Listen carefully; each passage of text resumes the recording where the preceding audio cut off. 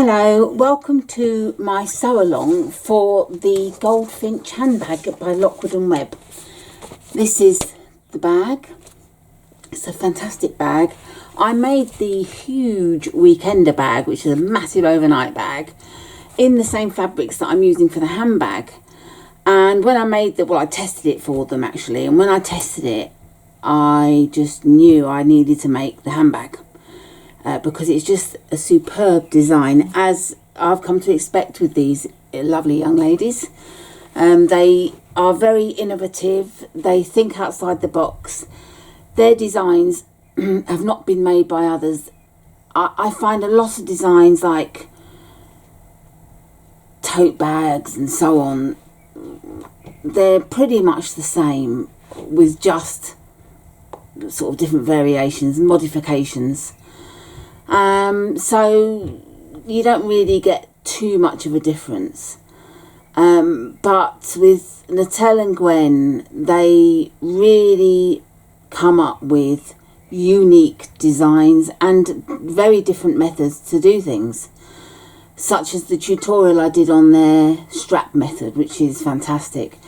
Others are copying, but they came up with it. So I'm a huge fan of theirs. I do test for them. I am friends with them, but that wouldn't make me give false reviews, etc.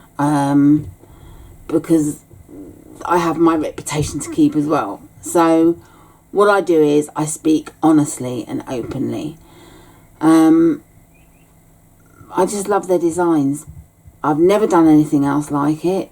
They're very different, and I think you'll find that as well. So, without further ado, I shall stop waffling on. We've got all the various pieces prepared, and with that, I've got everything ready, and that's the first step. The first step is fusing the interfacing to the bag pieces and so on. And I don't know about you, but I never cut as I go along. I get everything ready first, so I can just put my hands to something and away I go.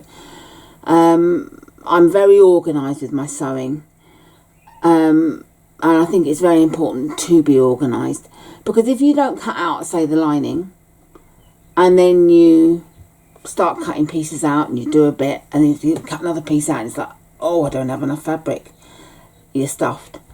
So that's what you need to do. You need to get everything ready first so it's done. So what do we need? Well, I've cut out the foam pieces.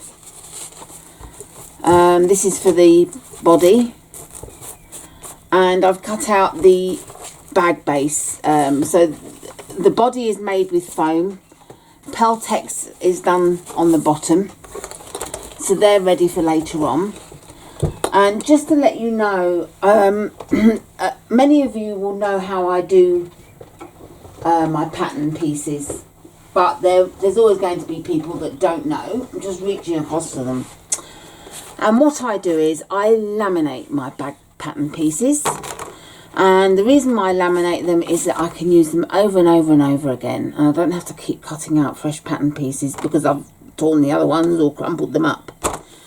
So I bought myself a lovely A3 laminator, and I made sure that the laminator was a good one that can laminate very thick pouches, laminating pouches. So my laminator does 250 microns, which is, each pouch leaf is 125, so together they're 250, and you get a nice stiff laminating page.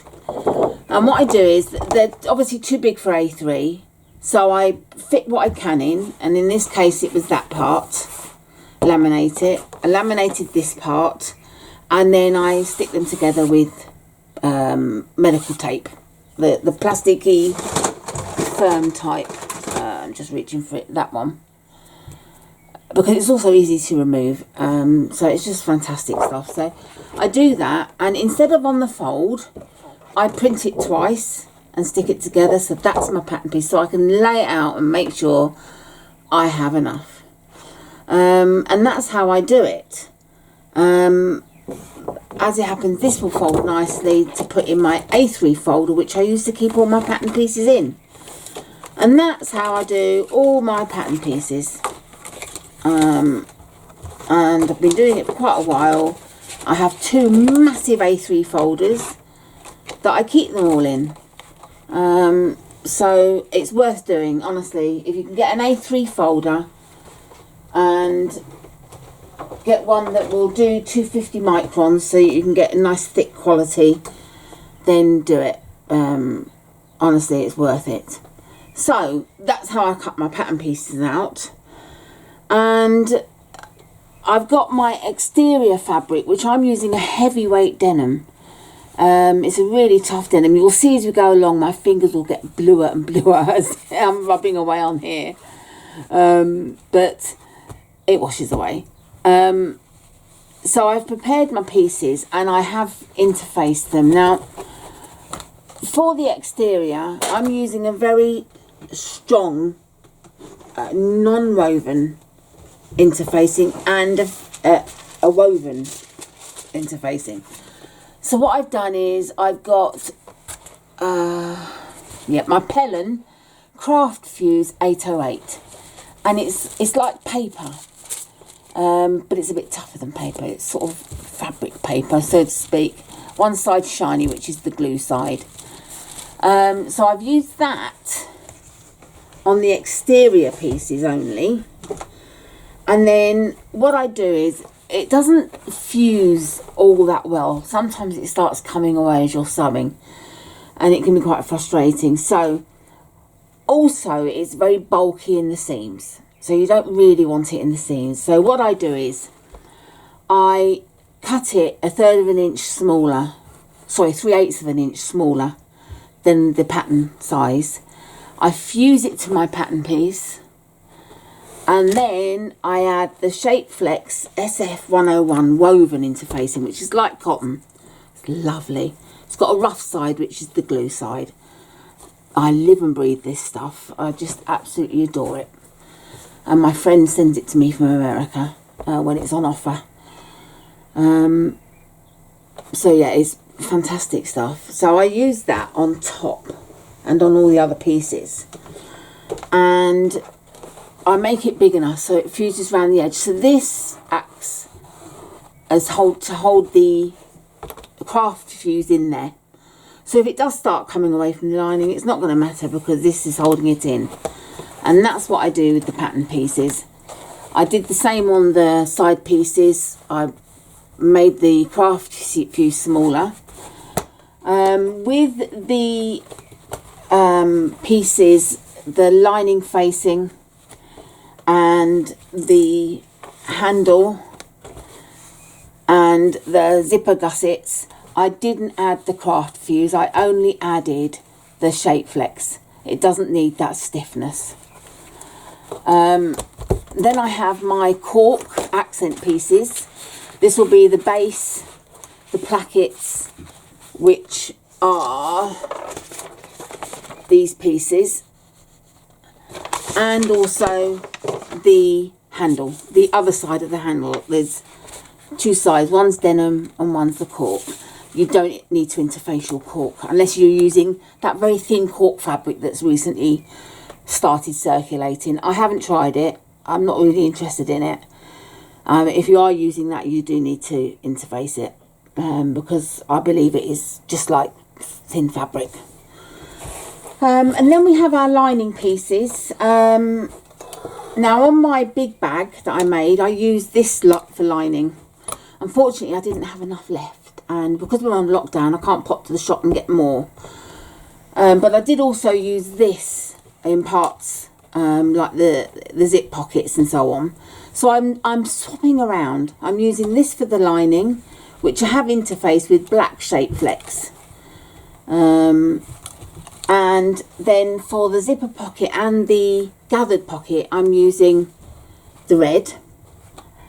The red I've used Shapeflex. The pocket, the gathered pocket, you don't add interfacing to. It will become clear later on, but you leave it au naturel.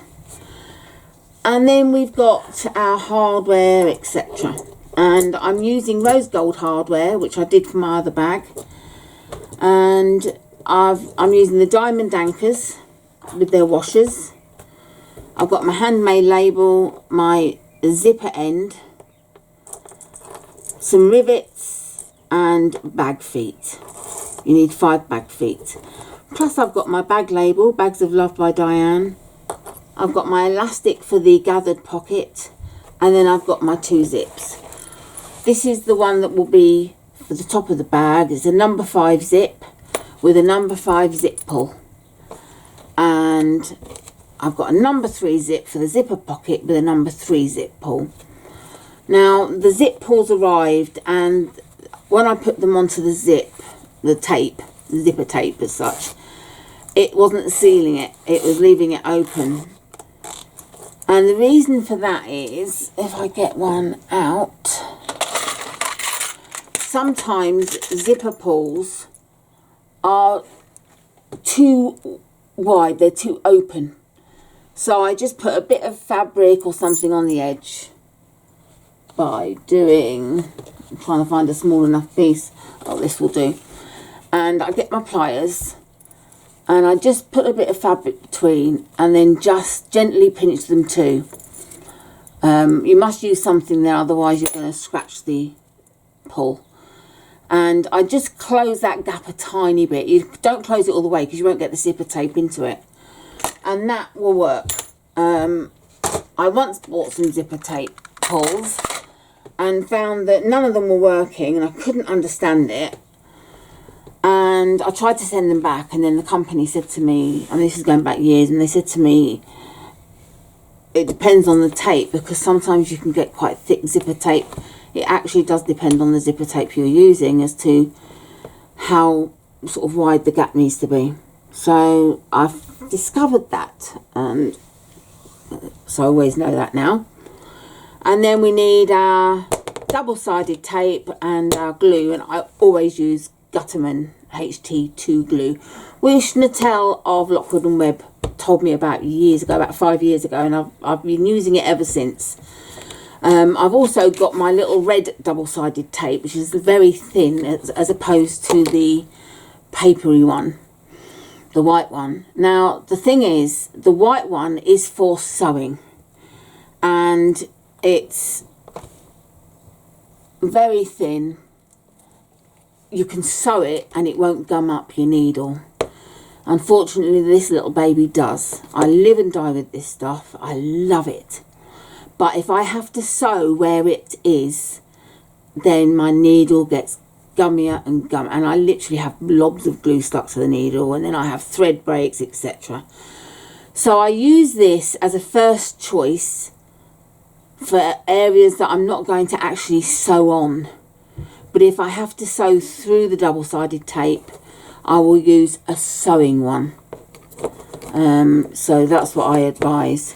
And then obviously we've got our needle and thread and so on. Now some of you like to use the opposite colour thread to what you're making. So for instance, when I was top stitching this, I'd use the red thread. That's fine if you like to do that, but I was always taught to hide stitches, so generally I try to, but it's not always possible. But I don't like to make a feature of my stitches, but I know some do, and that's fine, because sometimes it can look beautiful, but it also shows up the slightest mistake, so you know, you've got to bear that in mind. So the first thing you need to do is to fuse your interfacings to your pieces, and then once you've done that, we will proceed.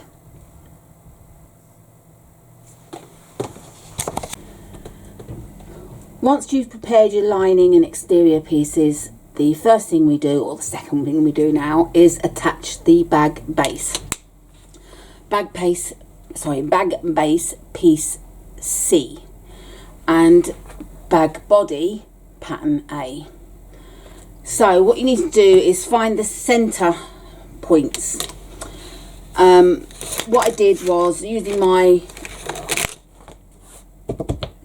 cutting board with the measurements on, I measured the halfway. I laid this along and lined it up with the line so I knew it was all straight, and then I measured from the 0 point all the way along, and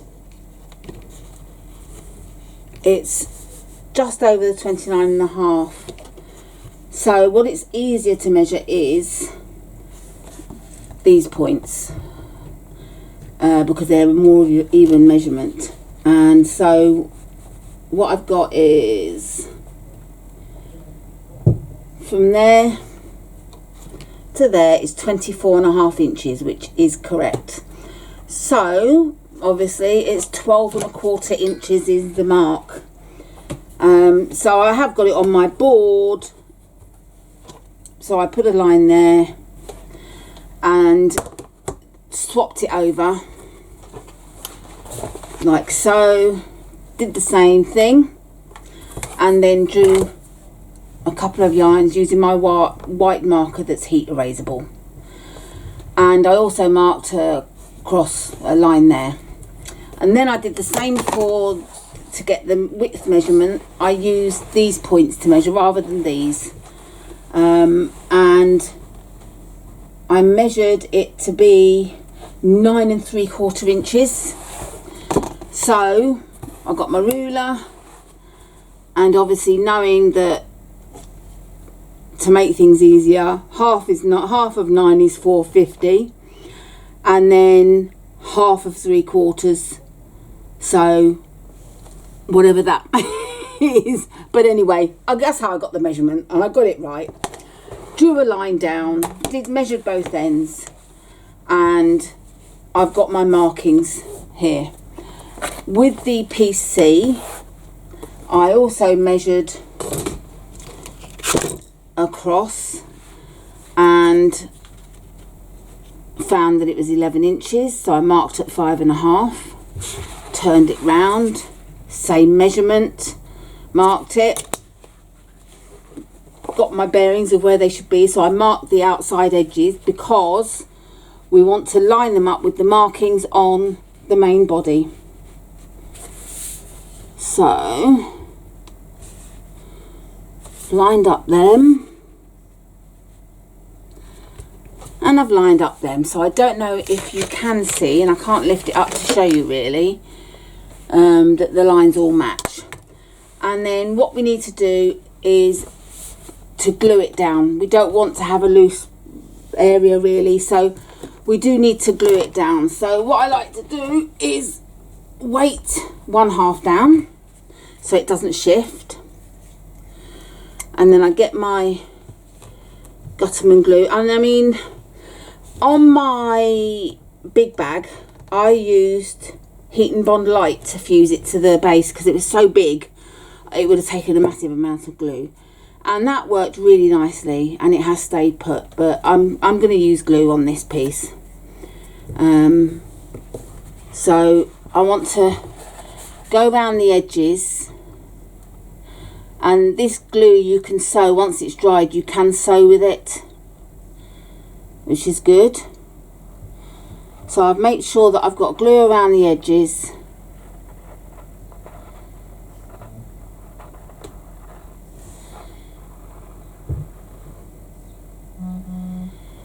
and then go along the centre, and then I just go up and down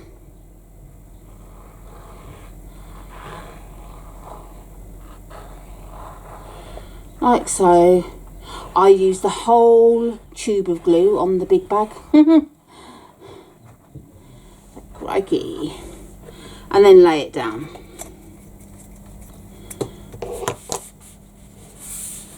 And all the pieces are where I want them to be. All the lines are matching up still.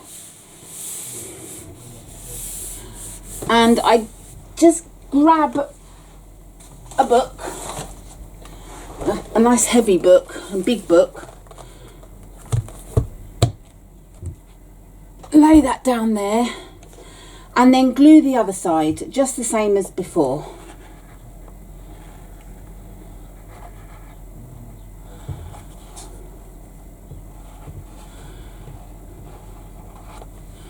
Whoops, drop that.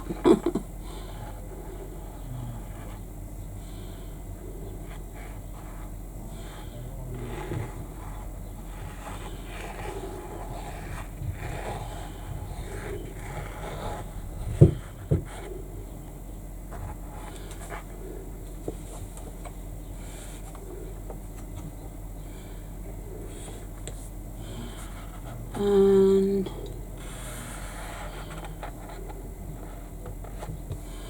lay that down carefully. And don't do it so close to the edge that it leaks out of the side. You don't want to see splotches of glue coming out. So now I want to move the book to there. And I'm going to get another book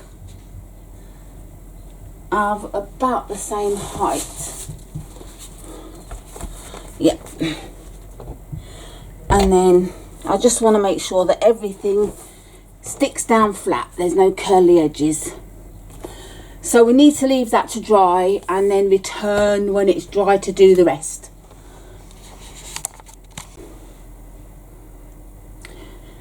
So the glue's dried and I've got my pattern PC because we need to make the markings for the bag feet. We're not installing them, we're just making the markings and the little holes for the screws. We need to make sure it's the correct way.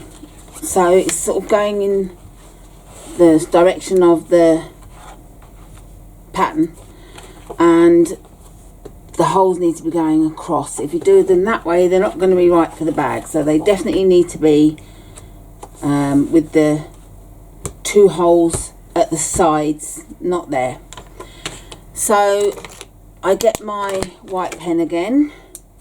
I lay the pattern piece over the fabric.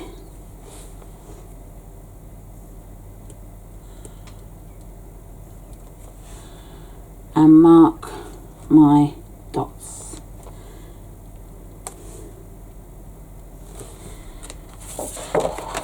And lift away. And then what I need to do is get my hole punch. And although we're gonna put foam on in that later, I'm going to pierce the holes for them now. Through the lining in the cork.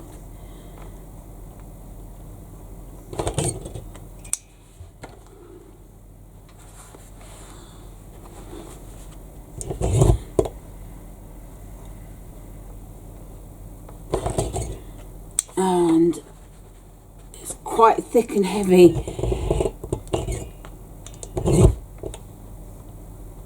I tend to know when I've gone through all the layers when the punch sticks into the board, which it did just then.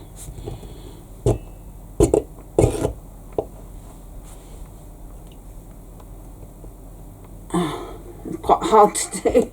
I don't really have the strength in my hands like I used to.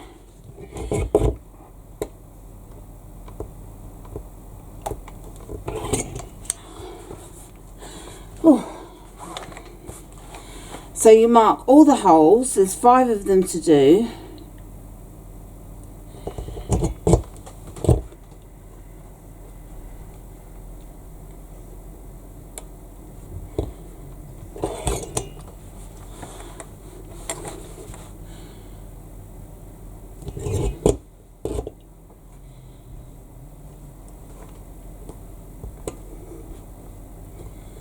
And the reason why you put